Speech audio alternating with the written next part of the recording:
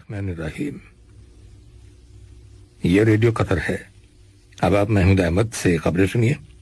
ابتدا میں پیش خدمت ہیں اہم خبروں کی سرخیاں۔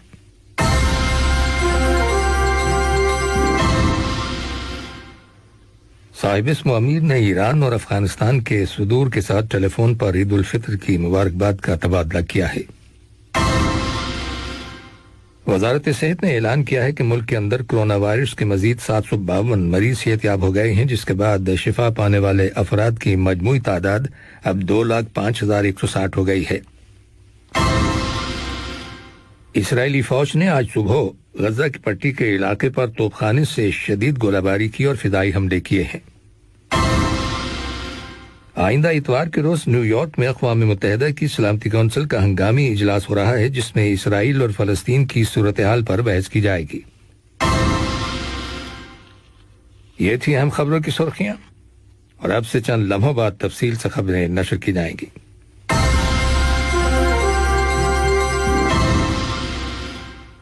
لیجیے اب آپ تفصیل سے خبریں سنیے۔ صاحب اسم امیر شیخ تمیم بن حمد آل ثانی نے کل الوجبہ کی عیدگاہ میں معزز شہریوں کے ہمراہ عید الفطر کی نماز ادا کی۔ صاحب اسم امیر الوالد شیخ حمد بن خلیفہ آل ثانی، صاحب اسم امیر کے ذاتی نمائندے شیخ جاسم بن حمد آل ثانی، شیخ عبداللہ بن خلیفہ آل ثانی، مشاورتی کونسل کے اسپیکر احمد بن عبداللہ بن زید المحمود، شیوخ مشاورتی کونسل کے ممبران اور قطر میں مختلف ممالک کے سفارتی مشنز کے سربراہان نے نماز عید ادا کی۔ صاحب اسم امیر شیخ تمیم بن حمد آل ثانی نے اپنے آفیشیل ٹویٹر پر قطر کے عوام کو عید کی مبارکباد دی۔ صاحب اسم امیر شیخ تمیم بن حمد آل ثانی نے ایران کے صدر ڈاکٹر حسن روحانی اور افغانستان کے صدر ڈاکٹر اشرف غنی کے ساتھ ٹیلی فون پر عید الفطر کی مبارکباد کا تبادلہ کیا۔ اسی طرح صاحب اسم امیر نے عرب اور اسلامی ممالک کے لیڈروں کے ساتھ بھی عید الفطر کی مبارکباد کے برقی پیغامات کا تبادلہ کیا ہے۔ نائب امیر شیخ عبداللہ بن حمد آل ثانی نے بھی عرب اور اسلامی ملکوں کے نائب سربراہان اور ولی عہدوں کے ساتھ مبارکباد کے برقی پیغامات کا تبادلہ کیا۔ دریں اثنا وزیر اعظم اور وزیر داخلہ شیخ خالد بن خلیفہ بن عبدالعزیز آل ثانی نے عرب اور اسلامی ممالک کے وزراء اعظم کے ساتھ عید الفطر کی مبارکباد کے برقی پیغامات کا تبادلہ کیا۔ وزارت صحت نے اعلان کیا ہے کہ ملک کے اندر کرونا وائرس کے 299 نئے کیسز رجسٹر کیے گئے ہیں، جن میں سے 174 کا تعلق پہلے سے مقیم لوگوں سے ہے، جبکہ 123 کیسز کا تعلق ان افراد سے ہے جو حال ہی میں بیرون ملک سے دوحہ واپس آئے ہیں۔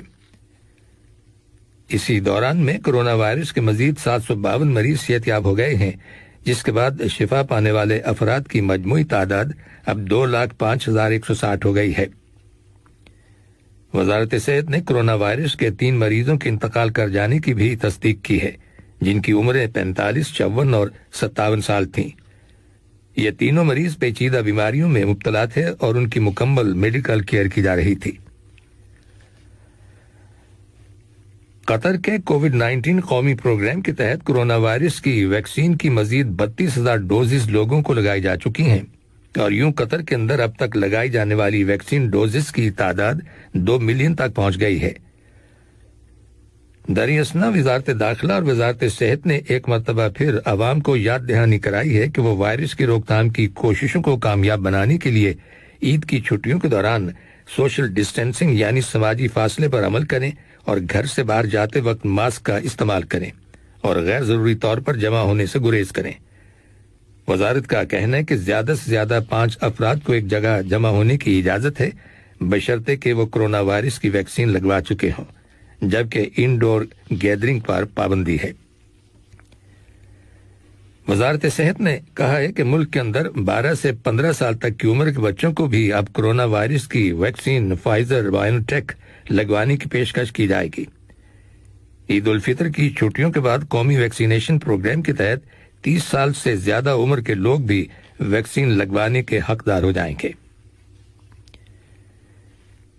نئی دہلی سے آمدہ رپورٹس کے مطابق بھارت کی وزارت صحت نے کہا ہے کہ ملک کے اندر کرونا وائرس کے 3,62,727 نئے کیسز رپورٹ ہوئے ہیں، جبکہ وائرس کی وجہ سے مزید 4,120 مریض انتقال کر گئے ہیں اور یوں بھارت میں کرونا وائرس کی وجہ سے ہلاک ہونے والوں کی تعداد 2,58,317 ہو گئی ہے۔ کرونا وائرس سے بھارت میں متاثر ہونے والے افراد کی تعداد 30.7 ملین تک پہنچ گئی ہے، جبکہ صحت کے شعبے کے ماہرین کا دعویٰ ہے کہ یہ تعداد اس سے کہیں زیادہ ہو سکتی ہے۔ سری لنکا کی حکومت نے کوارنٹین پالیسی میں تبدیلی کی ہے۔ حکومت کا کہنا ہے کہ ملک میں داخل ہونے والے تمام پیسنجرز کو اب 14 روز تک کوارنٹین میں رہنا ہوگا۔ رواں ماہ مئی کی 31 تاریخ تک اس پر عمل کیا جائے گا۔ یہ خبریں ریڈیو قطر سے نشر کی جا رہی ہیں۔ اسرائیل کی حکومت نے غزہ کی سرحد پر اپنی فوج روانہ کر دی ہے اور خبردار کیا ہے کہ وہ زمینی فوجی آپریشن شروع کر سکتی ہے۔ اسرائیل کی وزارت دفاع کا کہنا ہے کہ اس کے فوجی جنگ کے لیے تیار ہیں۔ رائٹرز خبر رساں ایجنسی کی رپورٹ کے مطابق غزہ میں جاری اسرائیلی فوج کی بمباری سے ہلاک ہونے والوں کی تعداد 103 ہو گئی ہے، جس میں 27 بچے بھی شامل ہیں۔ گزشتہ پیر کے دن سے جاری پرتشدد واقعات میں اب تک 580 افراد زخمی اور ہزاروں بے گھر ہو چکے ہیں۔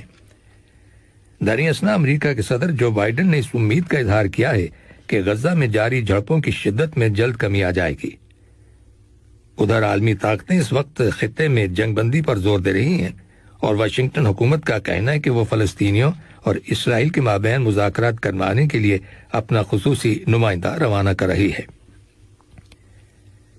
یاد رہے کہ اقوام متحدہ نے اس سے قبل غزہ میں مکمل جنگ کا خطرہ ظاہر کیا تھا اور سیکریٹری جنرل انتونیو گٹرس نے کہا تھا کہ انہیں غزہ میں جاری تشدد پر گہری تشویش ہے۔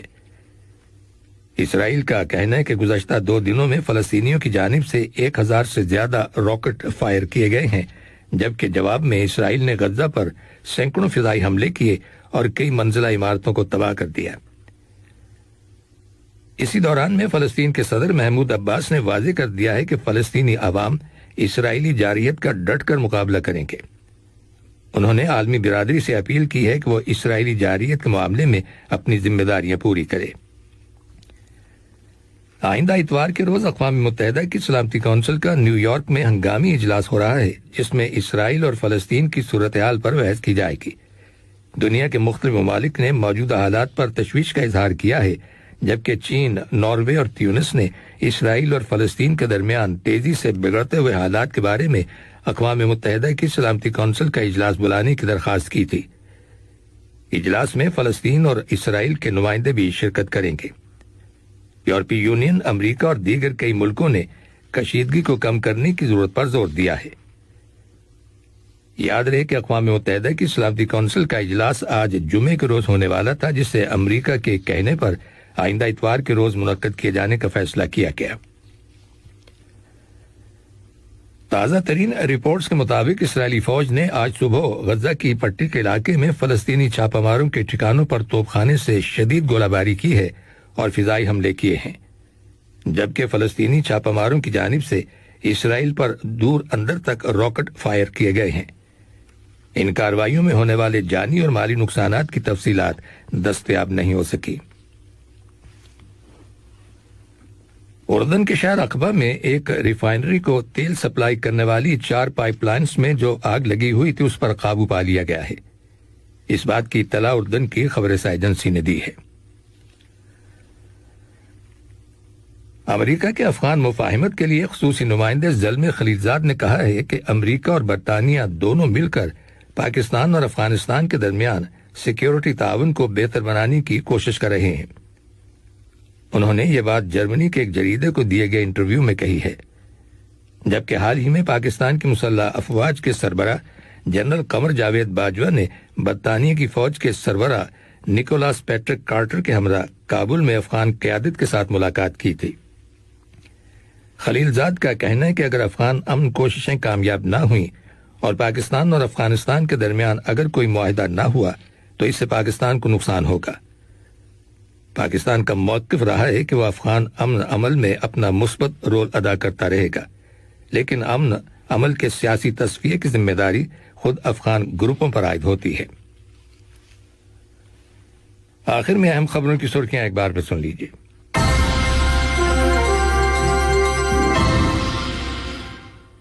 صاحب اسم امیر نے ایران اور افغانستان کے صدور کے ساتھ ٹیلی فون پر عید الفطر کی مبارکباد کا تبادلہ کیا۔ وزارت صحت نے اعلان کیا ہے کہ ملک کے اندر کورونا وائرس کے مزید 752 مریض صحت یاب ہو گئے ہیں، جس کے بعد شفا پانے والے افراد کی مجموعی تعداد اب 2,05,160 ہو گئی ہے۔ اسرائیلی فوج نے آج صبح غزہ کی پٹی کے علاقے پر توپ خانے سے شدید گولہ باری کی اور فضائی حملے کیے ہیں۔